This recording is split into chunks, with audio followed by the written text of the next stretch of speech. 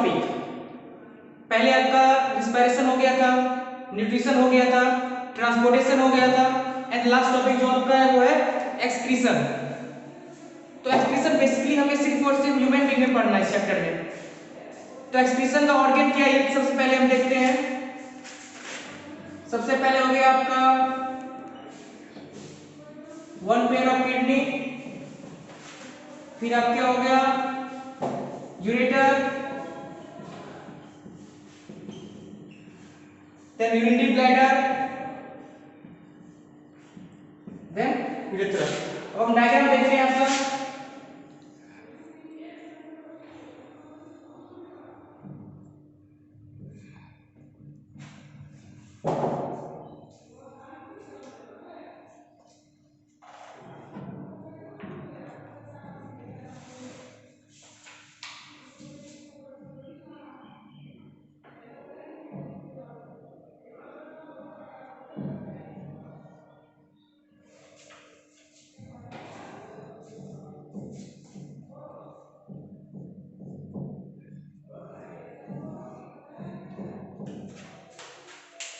अब देखते हैं, अब हम देख रहे हैं डायग्राम है आपका किडनी का। अब हम इसके लेवल देखते हैं। ये आपका क्या किडनी, ये जो आप देख रहे हैं ये आपका है रेनल आर्टरी। रेनल आर्टरी आपका डीऑक्सीजेनेटेड ब्लड कैरी करता है। एक तो आपका पल्मोनरी आर्टरी और दूसरा है रेनल आर्टरी। ये आपका एक्सेप्शन है आर्टरी में। एंड देन आपका ये हो गया यूरेटर, देन हो गया यूरिनरी ब्लैडर एंड लास्ट हो गया यूरेथ्रा। तो ये आपका एक्सक्रीटरी ऑर्गन है। अब हम देखेंगे किडनी में आपका एक्सक्रीटरी यूनिट क्या है। वो कौन सा एक्सक्रीटरी यूनिट है जिसके थ्रू यूरिन फॉर्म हो रहा है, उसे कहते हैं हम लोग nephron. It is excretory unit of kidney. Nephron का डेफिनेशन है। तो नेफ्रॉन का एग्जांपल, नेफ्रॉन का हम डायग्राम देखते हैं। एक ऑरली देख लेते हैं। सबसे पहले एक कप शेप होता है नेफ्रॉन, इसका दो एंड है। अपर एंड को हम लोग बोमेस कैप्सूल कहते हैं एंड लोअर एंड को हम ट्यूब्यूल कहते हैं। तो ये बेसिकली आपका किडनी का डायग्राम है। हम इसे लेबल करते हैं सबसे पहले।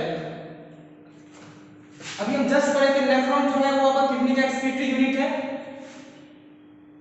तो ये पार्ट जो है आपका ये हो गया आपका नेफ्रॉन। नेफ्रॉन का दो एंड है, एक ये एंड और एक ये एंड। कप शेप जो स्ट्रक्चर है आपका इसे कहते हैं बोमेस कैप्सूल। और लोअर एंड जो है आपका इसे कहते हैं ट्यूब्यूल। तो बोमेस कैप्सूल आपका कप शेप स्ट्रक्चर जो है ऊपर का वो हो गया बोमेस कैप्सूल एंड नीचे का जो है वो आपका ट्यूब्यूल।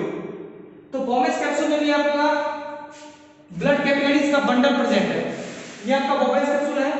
तो बोमेस कैप्सूल में भी आपका ब्लड कैपिलरीज का बंडल प्रेजेंट है, जिसको हम लोग ग्लोमेरुलस कहते हैं।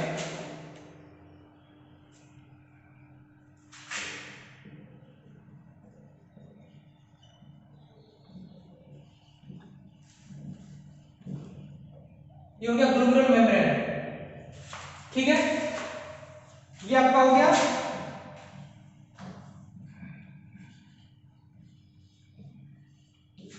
यूरेटर। अब हम नेक्स्ट देखते हैं किडनी का पार्ट। किडनी का दो पार्ट है। जब भी हम इसको कट करेंगे किडनी का दो पार्ट दिखेगा हमें। बाहर का स्ट्रक्चर जो होता है उसे कहते हैं कॉर्टेक्स। ये जो बाहर का स्ट्रक्चर जो हमें दिख रहा है ये हो गया आपका कॉर्टेक्स। और इनर का स्ट्रक्चर जो है इसे कहते हैं मेडुला।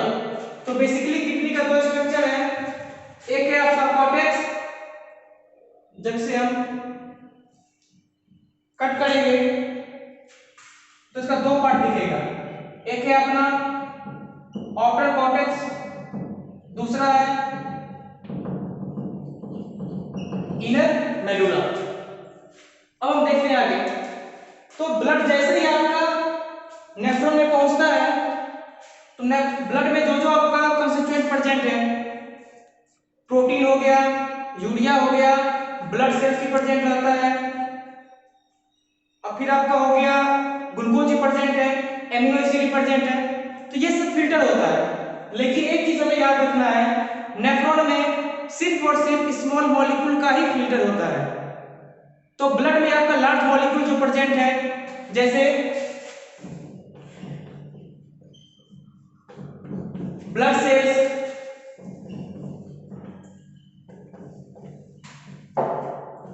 ये आपका लार्ज मॉलिक्यूल है, तो ये आपका ब्लड में रिमेन हो जाता है, ये ब्लड में ही रह जाता है। इसको छोड़ के जितने भी है अंदर में ग्लूकोज, एमिनो एसिड, प्रोटीन तो रह जाता है, तो यूरिया, ये सब का रीअब्जॉर्प्शन हो जाता है।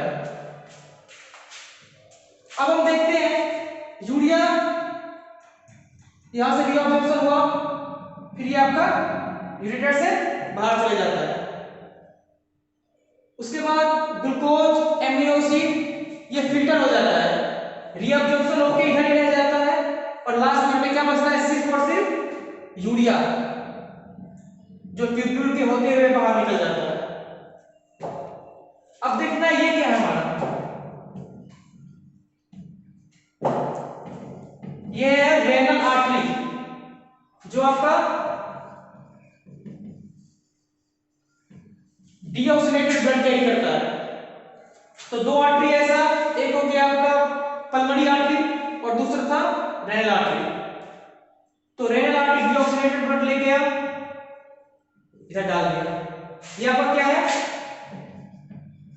रेनल वेन, और ये फिर ऑक्सीनेटेड ब्लड लेके ऐसे गए। तो ये आप हो गया आपका बेसिकली किडनी का डायग्राम। फिर से हम डिस्कस कर लेते हैं। किडनी को जब कट करेंगे इसका दो पार्ट दिखता है हमें, एक हो गया outer cortex and inner medulla, ये हो गया आपका रेनल आर्टरी जो डीऑक्सीनेटेड ब्लड कैरी करता है, और दूसरा हो गया आपका रेनल वेन जो ऑक्सीनेटेड ब्लड किडनी से ले जाता है। अंदर में स्ट्रक्चर देखते हैं, किडनी का एक्सक्रीटरी यूनिट जो है वो आपका नेफ्रॉन है। नेफ्रॉन का दो एंड है, एक एबव जो एंड होता है कप से, इसे कहते हैं बोमेंस कैप्सूल, और नीचे का स्ट्रक्चर जो है ये इसे ट्यूब्यूल कहते हैं। फिर यही ट्यूब्यूल आपका यूरेटर में जाके लास्ट में ज्वाइन हो जाता है। इसमें ब्लड में आप जैसे ब्लड आपका इधर आया, ब्लड में भी कंस्टिट्यूएंट प्रेजेंट है आपका, जो स्मॉल मॉलिक्यूल होता है सिर्फ उसका फिल्टर होता है, और लार्ज मॉलिक्यूल का फिल्टर नहीं होता है। तो लार्ज मॉलिक्यूल क्या है आपका, ब्लड में प्रोटीन और जो भी ब्लड सेल्स प्रेजेंट है, ये आपका लार्ज मॉलिक्यूल है, तो ये आपका ब्लड में ही रह जाता है। उसको छोड़ के जितना भी स्ट्रक्चर है, ग्लूकोज, एमिनो एसिड, ये सब नेफ्रॉन में आ जाता है। अब हो गया, तो नेफ्रॉन में रीअब्जॉर्प्शन उसी पार्ट्स का होता है, जैसे ग्लूकोज, एमिनो एसिड, इसका रीअब्जॉर्प्शन हो जाता है, और एक्सक्रीशन आपका क्या बच जाता है, यूरिया, और यूरिया ट्यूब्यूल से होके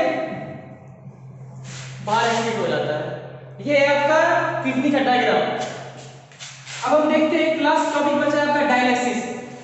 जब भी किडनी आपका काम करना बंद कर देता है, तो आर्टिफिशियल मेंटेन जब हम उसका करते हैं वो है आपका डायलिसिस के थ्रू। तो बेसिकली इतना ही हमें पढ़ना था लाइफ प्रोसेस में।